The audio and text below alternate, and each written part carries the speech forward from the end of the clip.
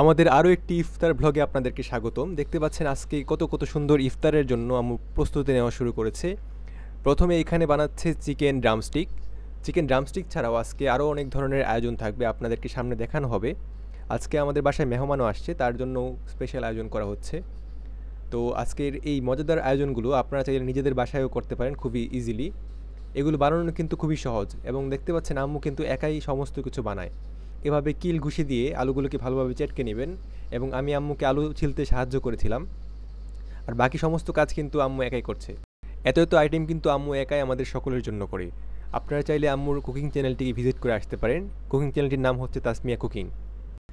এরপর আমি দোকান থেকে পাউরুটি এনে দিলে আম্মু পাউরুটিগুলোকে ভেজে ব্রেড ক্রাম তৈরি করে নিল। আর এখানে কিছু পাউরুটি আলাদা করে রেখেছে চিকেন টোস্ট বানানোর জন্য।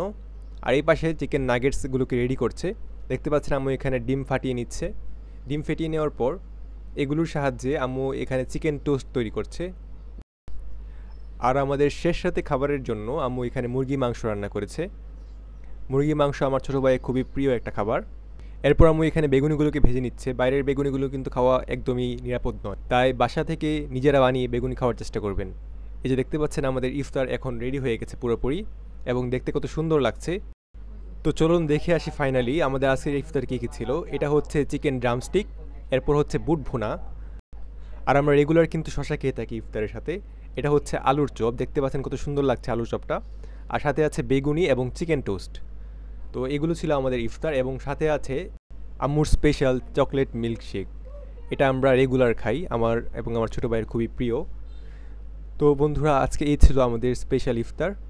কেমন লাগলো অবশ্যই জানাবেন, এবং আপনারাও চেষ্টা করবেন বাইরে থেকে না কিনে ইফতার বাসায় তৈরি করে খেতে, কেননা বাইরের যে তেলগুলো আছে সেগুলো খুবই অস্বাস্থ্যকর। আর কখনো ভাজা পোড়া খেলে অবশ্যই চেষ্টা করবেন সাথে কোনো প্রকারের সালাদ বা গ্রিন জুস খেতে। দেখতে পাচ্ছেন আম্মু এটা হচ্ছে আম্মুর জন্য গ্রিন জুস তৈরি করে রেখেছে থানকুনি পাতার। আপনার থানকুনি পাতা ছাড়াও বিভিন্ন ধরনের পাতার গ্রিন জুস তৈরি করতে পারেন। আর চেষ্টা করবেন বাইরে থেকে যতটুকু সম্ভব অ্যাভয়েড করার বাইরের খাবারগুলো। তো ভিউয়ার্স, আমরা রেগুলার এই ধরনের ভিডিও দিয়ে থাকি। যদি ভিডিওগুলো ভালো লাগে তাহলে অবশ্যই কমেন্ট করে জানাবেন। আজকের ভিডিওটি এ পর্যন্তই। ভালো লাগলে সাবস্ক্রাইব করে পাশে থাকবেন। আল্লাহ হাফেজ।